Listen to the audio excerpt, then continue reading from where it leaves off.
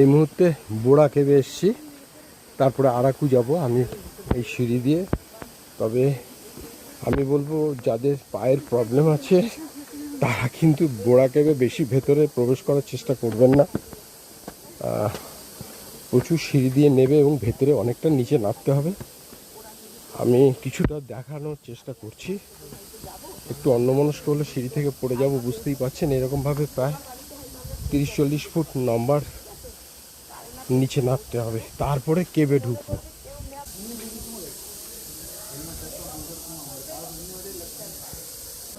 ওই যে সিঁড়ি যাচ্ছে, ওই সিঁড়ি দিয়ে ওই ভেতরে যেতে হবে।